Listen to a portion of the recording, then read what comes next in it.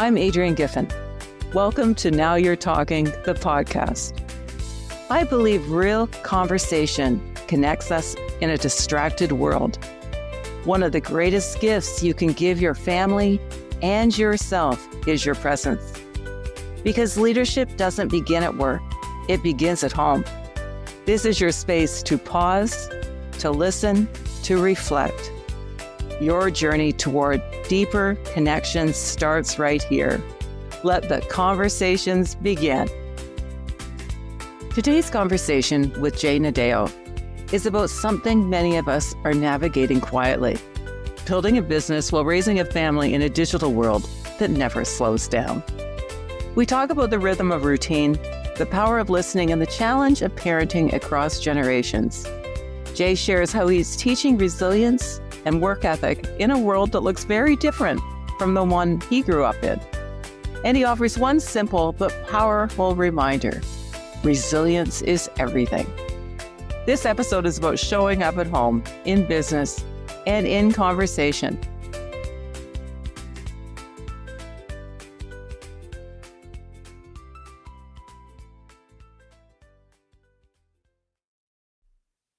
Jay, thank you for joining me today. I'm so looking forward to getting to know you better and getting to understand how you're managing 3 kids of various ages and 2 business partners and your partner and 3 dogs. How are you doing it all in this digital era?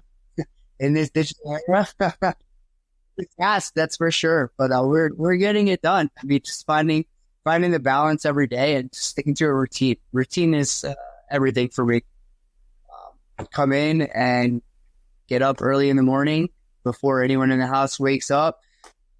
Get down to the print shop before my staff or my partners get in a lot of the times, and get in the office, jump on the computer, start hammering away at emails.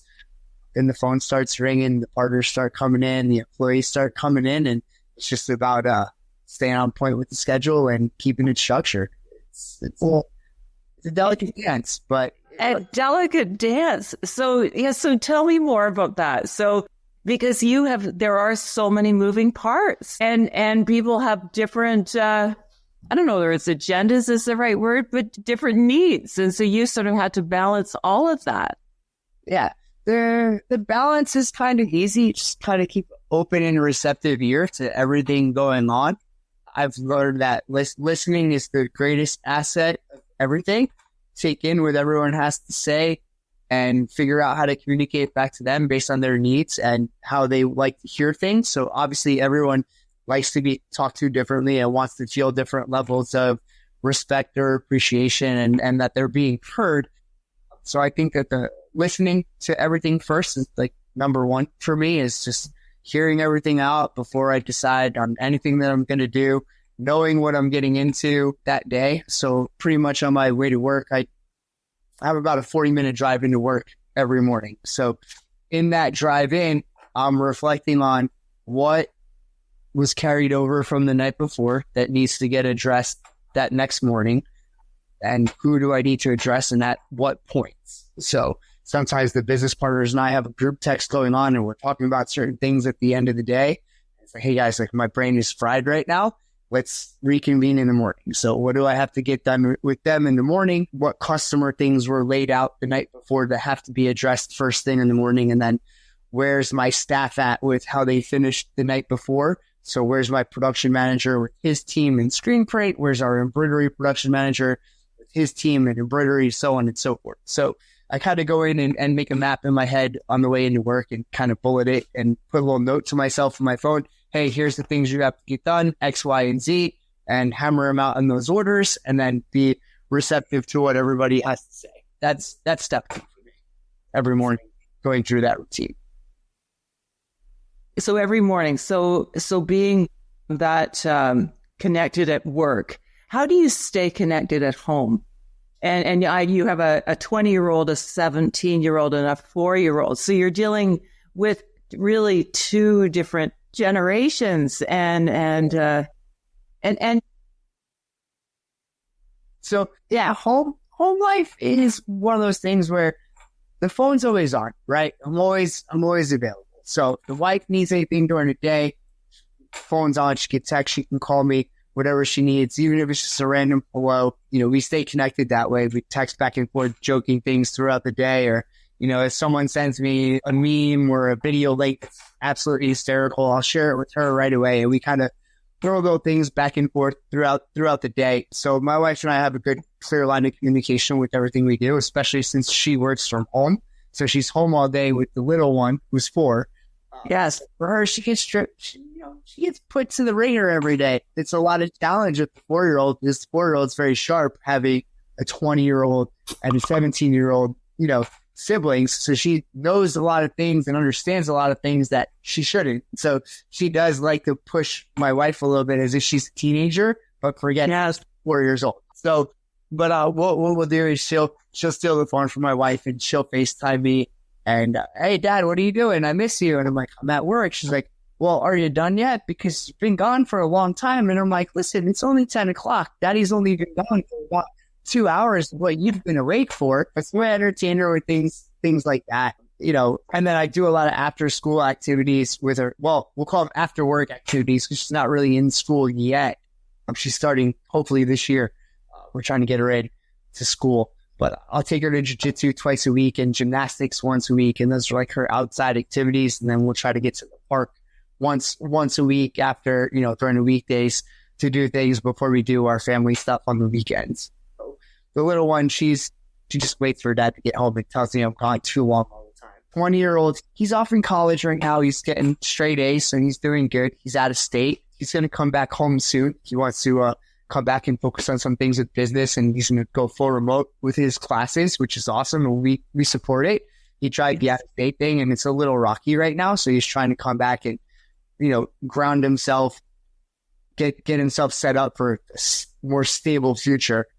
Yes. We've been going back and forth, and, talk to him every couple days. He likes to be independent, so he doesn't want to talk to, Mom and Dad every single day, but the phone's always on for him. And then my daughter, she's 17, senior in high school, and she's working full time, and she's going to school.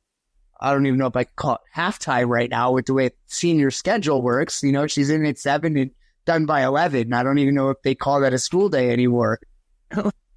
She helps out around the house, and she works hard. She's working on the gymnastics gym.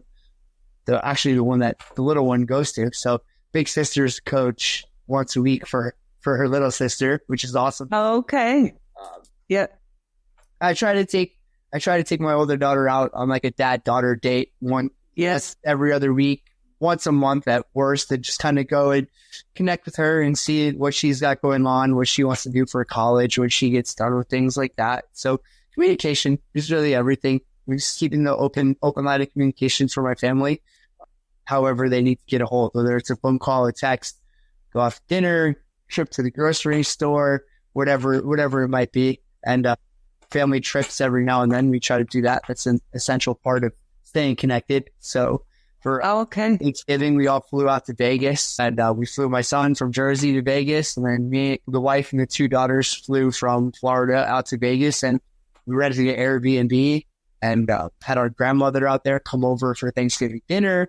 So my wife's here for the first time in a while, and we had a really great time just being out of state with family and having fun with no real schedule of anything. Just kind of take each day as it came and do what everybody wants to do. It was awesome. Well, that's great. So when you say you keep the lines of communication open, do you consciously do that? Like, how can you share a little bit more about how that happens?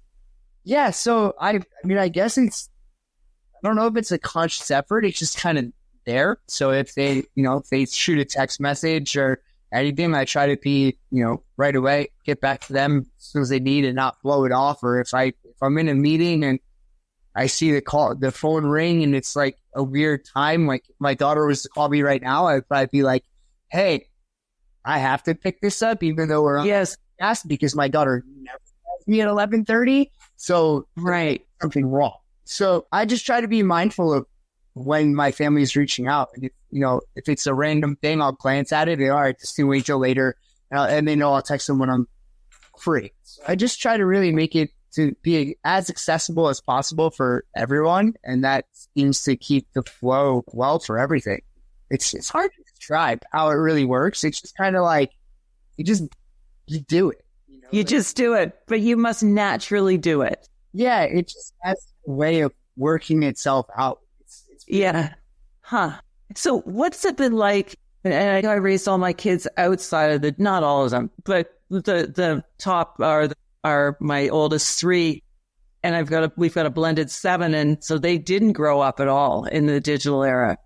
But all your kids have. And you mentioned that your 4-year-old is learning from your 20-year-old and your 17-year-old, and sounds like lots of positive things too. But how do you create that balance when there's different generations and different life experiences all under one roof?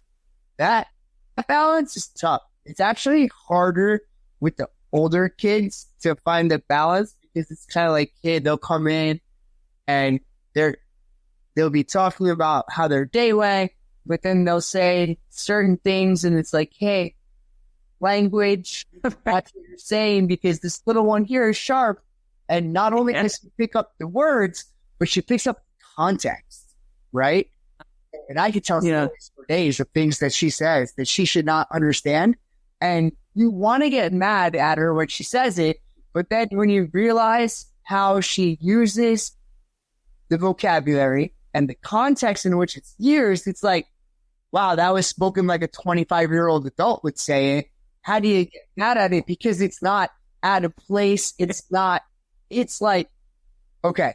Like, and it's like, guys, you need to realize, like, do you see how good your 4-year-old sister used this language? We need to be careful with that, right? Right. It's a little bit hard because she sees them on their phones all the time and wants to be, hey, can I have an iPad, or can I have your phone? I want to watch funny videos on your phone. So yes, we teach her that, go outside, let's play outside, let's ride your bike, let's go on your scooter, let's go chase the dogs in the backyard, let's go to the park. And she loves being outdoors. So she's being raised kind of the way I was a little bit, but she does have more of that technology forward for the little one. And then the older two, I try to break them out and like, hey, listen, like, we've got chores. If you want these freedoms that you have, right? There's certain responsibilities that you have to maintain in order to have these freedoms. Yes. It's not just free for you guys. You have to earn it. You want to stay out till 11 o'clock at night? It's great. X, Y, and Z needs to be done before you go out, or you can not go out at all. Period. Yes. Yeah. Just little chores around the house, or little things to do. You try to do that, and then I make sure that everyone in the house is into working out and fitness. So everyone has a gym membership. So I'll go when my son's in town. We'll go to the gym together. We'll work out together. My daughter and I, now it's her work schedule and my work schedule. It's harder to sync up to work out, but if she's sitting around the house and I'm going to the gym, and I'll be like, hey, me and her little sister are going to the gym because she's going to be in the kids club. Do you want to come work out? Like, what do you got going on? She's like, my feet hurt. I'm going to stay home today. I'm like, come on, you're complaining the other day that you ate too much ice cream. Like, let's go work out. She's like, oh, I have to go there and, bring her to the gym. So I try to have that balance too, of not just being completely reliant on the technology and things like that, and just kind of push them to get out and do a little bit every now and then too. Yeah. Yeah. Well, and so that sounds like working out and fitness is part of your family culture. Yeah, we keep it. It's a big thing to us. Everybody wants to be in shape and stay fit, and we do it together, and it makes it more fun. Yeah. Well, that's good. And I always think it's so interesting when people come together, because we all bring our own values and we all bring, our own experiences of how we were raised. Right. And so what's that been like for you to raise, to just tell me about that, just raising kids with somebody else, and again, different perspectives maybe in the digital era, and so how has that been? So it was an interesting learning curve at first when we first got together. Obviously, in the beginning of our relationship, Chanel's a single mom. Here I am, just single guy with no real responsibilities when we first met. And, how do you balance that dynamic at first, like taking on the responsibility and knowing like, hey, I'm going to be around the kids. I have to make sure I'm a good role model, X, Y, and Z. And then, so in the beginning, I really just took a step back and watched everything and watched how my wife handled the kids and like how she wanted them to raise, like, hey, what's bedtime? What are they allowed to do? What are they not allowed to do? What leniencies do they have? And what does she want them to do every day? And, what kind of parenting is she? Is she more old school, like how I was raised? Is she a little bit looser with things? Because everybody was raised different. And with it, yes, I really just stepped back and observed for a while before I really got involved or changed anything or tried to put my foot in anything because I didn't want to step on any toes. And I also, in the beginning, you don't really know how things are going to work out. So, as we grew together, we started, she's like, hey, what's your input on this? And when she started asking for the input, then I started giving some input. Certain things she would do that I didn't necessarily agree with sometimes. I'm like, man, my day, that's a belt across the ass. Like, little things like that. But she's like, yeah, my day too. She said, but we can't do that anymore. And I was like, it's not that you can't, but it's frowned on. But there's other ways that you can make it feel like that without doing that. So, we kind of grew together and figured out the co-parenting as got closer and closer. And all it really was just conversations back and forth about different things that we've both been through and experiences. And like, hey, what direction do we want to take them? Especially as we got more and more serious with it. Like, how do we want to approach this moving forward? And we're like, all right, cool. We have a chore chart. So there's certain chores that they'll be responsible for on certain days that they're going to do when they were younger. Now that they're older, it's a little bit different. Like, the chore chart is still kind of there, but it's not as like, hey, after school, you do this immediately, then you do your homework, and then you can play. Now it's more like, hey, if your work schedule is like this, then just make sure it's done before this time, and we'll get these things done. So a lot of learning, and it's always evolving too. Yes, we're all a work in progress. So that's it. How much?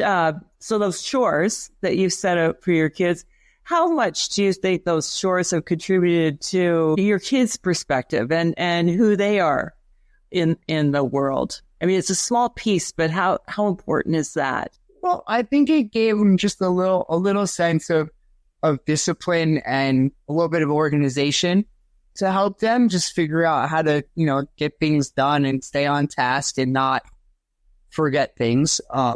My son, he's a really responsible kid for being 20 years old. He's compared to some of the other 20-year-olds that I know or that have worked for us at points in time. He's got work ethic. So I think those chores help develop a work ethic in him because he knows like, hey, if I want to do certain things, I have to do this to be able to do that, right? So he sees like, all right, if I work hard at things, and now he sees that with work means you make money, right? And so yes. If I'm not working hard, I'm not making money. If I'm not making money, I can't afford to do what I want to go and do. So he's a grinder. He'll sit down and he'll work a 40-hour work week. He'll work overtime if it's needed. And I think it really just helped instill the values of like hard work goes a long way for him. Huh. Yes. And my daughter, when it comes to the chores, she's a little bit looser on them. Like, hey, I'm going to forget to do this today, but I'll do it tomorrow type thing. But when it comes to the real world, as far as like working, like her work ethic is second to none. So I think it helps establish a really good work ethic in both of them that they really take to the next level. And as far as employees go and like being employed and being responsible adults, like I give both of them a lot of credit for their work ethic and their drive. So they've both actually worked for me at one point in time. So when we first moved, we moved from Florida to New Jersey right before COVID hit, right? Right when we got settled in New Jersey, bam, here comes COVID. The problem was that my business partners and I planned on opening the satellite location in New Jersey originally when I moved back up there. Because my wife kids really wanted out of Florida. They were over it. They wanted to change scenery. And I talked to the guys and look, I grew up there. I have an extensive network. Let me go reconnect and we can probably get something really good rolling up there. So that's kind of the game plan going into it. And why we even let it happen is because I had the network up there. So then COVID hits, which who saw that coming, right? Yes, exactly. Well, New Jersey, New York, Pennsylvania, that area locked down like it was nobody's business. I mean, it was a crime to walk out of your house up there in the beginning. And Florida always kind of stayed loose. So what that did, it allowed us to network, and the businesses that were allowed to stay open in New Jersey, I networked with them and we were able to get some business going back and forth from Florida to New Jersey because we were fully operational, where these guys couldn't get things in New Jersey from their normal people. So yes, we opened up the doors. So the kids saw the work ethic for me from there, like, hey, yeah, I'm not physically in my print shop every day, but I am working and networking every day. And that kind of weighed on them as well too. And they want to see, the hustle is not just when you're at work, it's at all times, right? So we stayed in Jersey for 4 years. We let our oldest, Kai, he's 20 now. He started high school in New Jersey and he finished high school in New Jersey. And when he graduated, we came back. But for his 4 years of high school, he had a very weird, pretty much stay at home high school experience because COVID had it locked down from pretty much the middle of freshman year till the beginning of senior year was all remote. It was crazy. Yes. Unheard of at that point in time. And just watching the dynamic of how these kids were taught was crazy to me too. It actually drove me nuts because my daughter, she was in grade school still, right? Yes.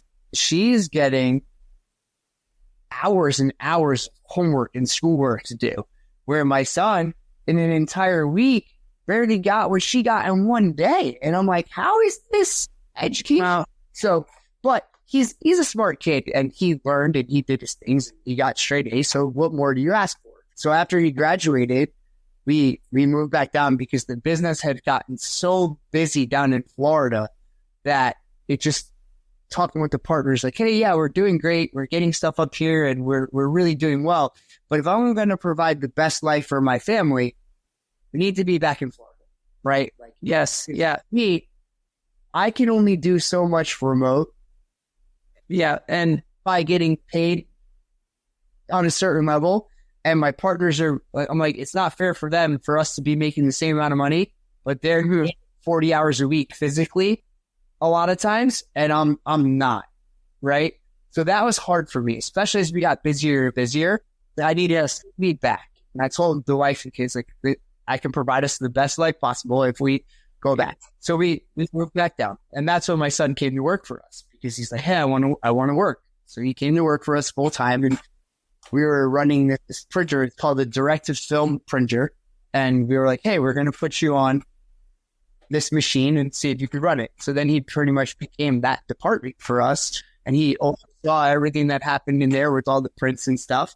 And he worked full time and he had to get a job done. And it was like, 5 o'clock on a Friday. But Justin was like, hey, Justin's one of my partners. Justin's like, yo, Jay, I need this done today before 7. And the customer's going to pick it up after hours. And we're like, tell Kai's like, yeah, I'll get it done. He's like, I'll see you at home later. Okay. I'll see you later. So you were able to, when the information that you sent before we started talking, you said that you have an above average work ethic. So somehow you've been a role model for your kids as well. They've seen me out on my laptop at the kitchen table at midnight. I fall asleep at midnight working on the computer. Like my wife has pictures of it that are on her phone of me head down, passed out on my laptop, typing an invoice for a customer at 12:30 in the morning. Right. So they that, and it definitely rubbed off on them. So yes, love that they picked that drive up. And your ability to pivot too. So you went to New Jersey and came back to Florida, and they would have watched that. And I think that's how you build that resilience. You model it. One thing that you said, which I found really interesting, Jay, as a parent, you want to teach your kids that nothing is impossible, just uncomfortable. Can you talk a little bit about that, please? For sure. Yeah. I mean, it's a fact. You can achieve anything you set your mind to, right? It's just a matter of how much work is it going to take to get it done. And, something might seem inconceivable or impossible, but it's not. It's really a matter of effort and commitment to it. All right. If you put your best foot forward in everything, you're going to get there if you have resilience, right? Yes. Everybody, I think, at this point in their life, every generation knows the Rocky movies, Sylvester Stallone, right? So it's like he said, it doesn't matter how many times you get hit in the face. It's about how many times you can get up and keep hitting back, right? And that's where a lot of people in my mind fall short, is they can only get hit in the face twice before they throw in the towel. But if you can take that third and fourth shot, I promise you that fifth shot that you throw is going to knock out the opponent, right? It's all, that's a good way. It's all about drive. And if you have that drive and that persistence, you can get there. It really is just staying committed and knowing that there's going to be lumps along the way. And that's a part of life. If anything is easy, everyone would be a millionaire. Everyone would be a business owner. Anyone could be a doctor. You ask any doctor, the course to being a doctor is not easy. They failed a class here. They failed a class here. They had something they did that they wish that they did different. There's something everywhere. But the great ones are going to share that with you and be like, hey, this almost broke me, but I decided to get up, rally, and continue moving on. And now that's why I'm here. So yes, it's all about resilience in my mind. That commitment. Yeah. You can be resilient and you can commit to a task. There's nothing that you can't do. And you just have to go for it. That's it. Yeah. So it makes me laugh that you use the Rocky, because when people don't understand how to pronounce my name, I always go, well, do you know Rocky? Adrian. Right. And that they don't remember my name. Right. Jay, knowing what you know now, as a parent, as an entrepreneur, what's the first thing that comes to your mind that you would do the same and that you would do differently? Okay. So the same is simple. Teach the resilience and teach that work ethic and resilience will get you as far as you want to go. Those things would never change. That's like set in stone for me. That is one of the most important things I can teach anyone. And I would never want to forget that lesson, right? And when you say teach, Jay, do you mean model? How do you teach it? By modeling it? Can you share? You kind of have to live it, but you can teach it with stories and you just show the tortoise and the hare, right? That's a story of resilience. Yes. Tortoise eats the hare because the hare decides to take a nap, right? So it's a story of resilience at the end of the day. That turtle never gave up and kept trucking along. So there's little lessons and things that you can teach the kids from other stories, but you also have to be a model of that as well. But it all kind of goes hand in hand.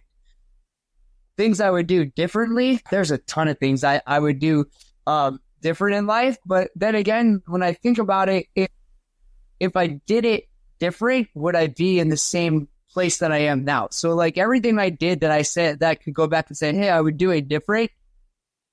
If I change it, does it change the trajectory of like where my life went? Because everything I faltered on, I've learned from and grew from, and I wouldn't make the mistake again in the future. So I feel like to say I would change things is hard because each one was kind of like a learning lesson. But I mean, as far as changing anything, maybe on the parenting aspect for me, maybe just the way I handled a couple situations with the kids, being a little bit more delicate with them because I tend to be a little too firm sometimes. But I was raised by a state trooper and ex-military, and my parents were very, very disciplined and very structured. Right. So it wasn't a lot of leeway or slack on a lot of things. Like certain things are really set in stone, and I love them for it. Like I don't wish anything different. My childhood was very, very good. My parents were awesome, and they instilled a lot of great values in me, and I wouldn't change it for the world. But today's generation can't necessarily handle that same tough love that, yeah. So sometimes I think I could go back and be a little bit more understanding of certain things and not give that quick implosion of like what in the world were you thinking, and come down hard on them because they're a little bit more sensitive. So that would be one of the biggest things I would change. I would try to be more sensitive to what I'm hearing from the kids and deliver the message a little bit different here and there, because there's definitely times I catch myself and I'm like, man, you were a real, you know what, to them on that conversation. Like you could have handled it a little bit better. So I would say that if I was going to change. Okay. Well, that's so interesting to me because we only know how we've been raised, but now through self-awareness and you said through observation, you've learned to sort of morph into and evolve into a different type of parent. Yes, exactly. But it just takes time and self-awareness. Yeah. And to be able to do that.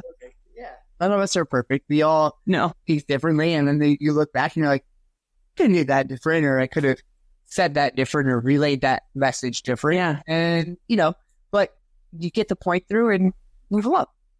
Yeah. And part of it as a parent too is being easy on ourselves too. Because I think as parents, we can be really tough and when we think of the outcome and how things could have been different. But yeah, again, we're all over purpose. Jay, may I ask you some questions from my board game? Now you're talking. Sure, let's do it. Please. Okay. What did you really love doing? What activity did you love doing in high school? And with you've got one daughter in high school that you would love to do again. So I loved playing basketball in high school. Yeah. Basketball was my passion in high school. I just lacked the physical traits of high school that I have now. So I wish now that I could get out there and play as much as I did in high school and be active with it like that. But, the body's kind of like, hey, man, like you can't move like that anymore. But the athletic ability is there. So I wish I had that stature now, or that stature I have now back then to be a more complete athlete. But I would love to be able to, go out and play basketball a little bit again. I just don't have the time for it the same way now. Right? Everything going on. Basketball for sure. I definitely miss playing basketball. Oh, okay. Well, and yeah, you've done, fitness is part of your day-to-day routine and part of your family. So it is developed it in some way or kept it going. You just can't, basketball is such a heavy activity on your joints and the way the body moves. So it's a different dynamic now. Like, I'll play with my daughters every now and then and we have fun doing it, but it's totally different. Yeah. Oh, well, yeah. Oh, that's good. So you still do it. Still, yeah. Oh, that's great. What food memory, Jay, transports you back in time or even across the globe? Food memory. Good question. I would have to say when my parents made a schnitzel, bread and cutlets. It always takes me back to my childhood for one, but then it's kind of like, man, I want to go to Germany one day and actually have an authentic schnitzel. So and that thought transports me to something that I haven't done, but is on that bucket list. Like, get to Germany, have some real schnitzel. That would be a memory because my dad's a great cook, and every time he made it, it's great. And like every time I make it, it just falls short of like what dad used to do. So it always transports me somewhere else thinking about that. Well, that's interesting. It probably transports you also to the family get-togethers as a kid. Yep. And the whole energy and the smell and the fragrance that's interesting. Yeah. I love it. Yeah. And I wonder what your kids would say. Right. Yeah, that's one thing. Playing this board game with generations. Right. It's so interesting and it would be really interesting because your kids are such diverse ages to really hear what they're saying. I think they'd enjoy it for sure. The kids love, like, I cook when I can, and then my wife cooks really well too. And the kids used to like put us against each other and be like, hey, they makes better this than you, Mom. And then they'd be like, oh, yeah, but Mom makes better this. Like, no, yours is better too. I'm like, stop saying that. Like, you just, no. Like, it's not this year. We're both good cooks. Like, we're going to rotate. There's like competitiveness. Yeah. Yeah, they created it. I don't want this. Yeah. I don't want the competition. Describe a difficult situation and what you learned about yourself. I would say one of the most difficult situations for me was in the beginning of the company. My business partner, Justin, and I had a little bit of a disagreement that was more on like the kind of catered to the business side and the personal side of life. The situation that came up, and it created a lot of turmoil internally for me for a little while. And I was trying to find that balance of like how to keep it, the personal part of it, out of the business, but then keep the business part out of the personal. So it created a lot of animosity for a little while. And then I finally sat on it long enough, and I sent them I was working really late one night, and I sent them a really long message about it all and kind of laid it out there and put it in perspective for him so he could kind of understand it from my words. But I felt like a text message was the best way to get the initial word from him than a conversation. Getting that message to him was probably one of the hardest things I've done because it was so deep and honest with everything going on, but it also changed the trajectory of everything we did in life at that point. So it was like a make or break period in my mind. And to him, it was, I don't know where exactly his head was fully on it at that time. But yeah, ever since that message, like our trajectory has been through the roof. And doing that, that's interesting. One of the hardest things, being so blunt with one of your best friends, but also your partner, like to do that takes a lot. And it took a lot out of me to do it and throw it out there like that. But it's kind of like, like, hey, if you don't hear me and we can't work on these things, like, we don't have this going forward. Like, it's going to be shake hands, see you later on like business and personal and end of life type. Yeah. So but it all worked out for the best. So it's like it changed everything. Wow. And so what did you learn about yourself?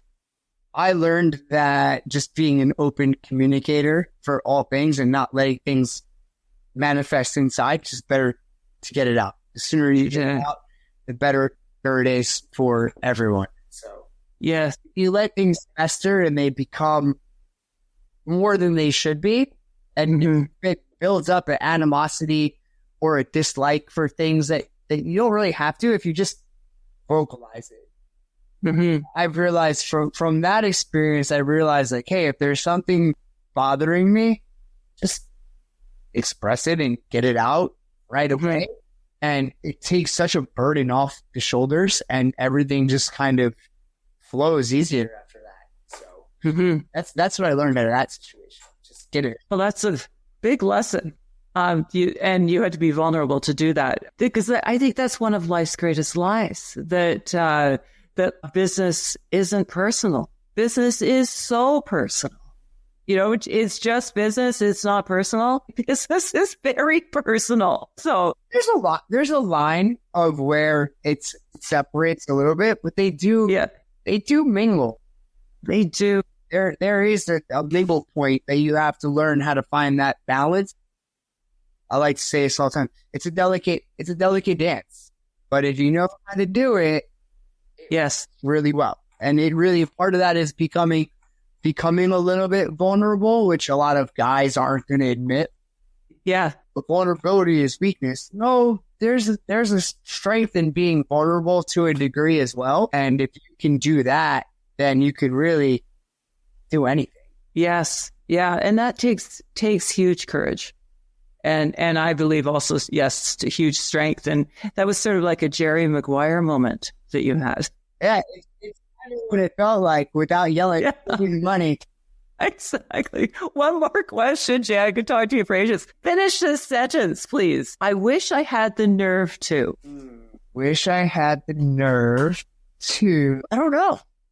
That's good. Oh, you're going to be thinking about it. I think you got to be thinking for a long time on that one, because there's not much that I wouldn't do or go for. So to say it, I mean, maybe pull the trigger and actually travel overseas would be. Go to Germany. I don't like flying. I have ADHD. I have a hard time sitting in tight spaces with a lot of people, and airplanes are so crowded now. And it's like, I could barely sit on a 3-hour flight comfortably, let alone a flight across the ocean for 6, 7, 8 hours at a shot. Like, I don't know if I can hang with that. So yeah, I guess I wish I had the nerve to actually take that trip overseas and go explore.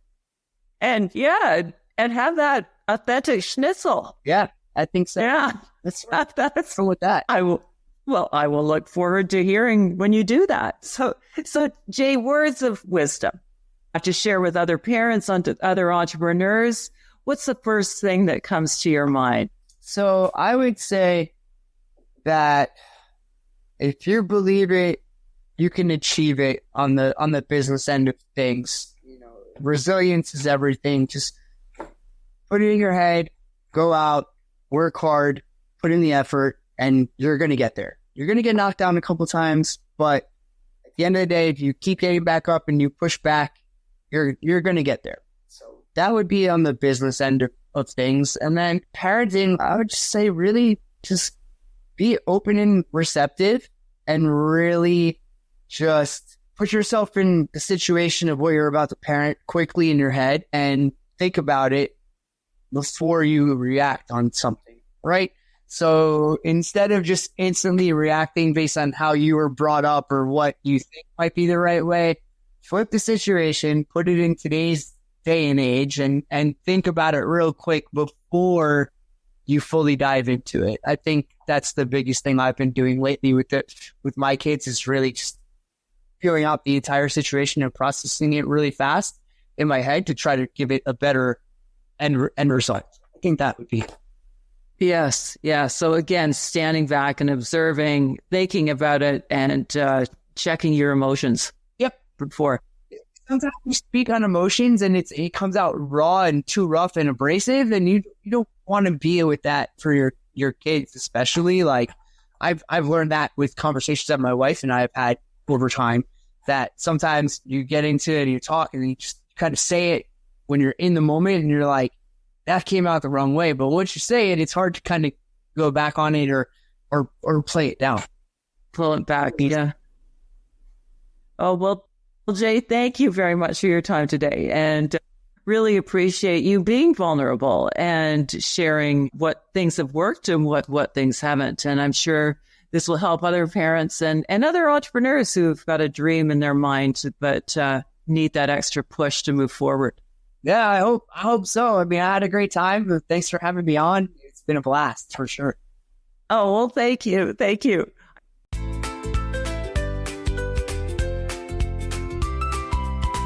If there's one thread running through today's conversation, it's this. Strong families and strong businesses are built the same way, through consistency, communication, and courage.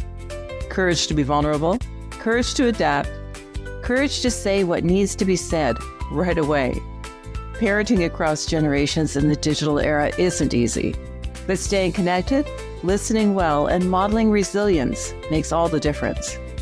If this conversation spoke to you, share it with someone navigating that same delicate balance. And remember, in a noisy world, conversation is still our most powerful tool. I'm Adrienne Giffen, and you've been listening to Now You're Talking, the podcast. If this conversation mattered to you, follow us on YouTube, LinkedIn, or Instagram. And if you haven't already, sharing, subscribing, or leaving a review helps more people to stay connected in a distracted world. Because leadership begins at home, and it continues with one conversation at a time. Join us next week for more conversations that matter. Let the conversations begin. Now you're talking.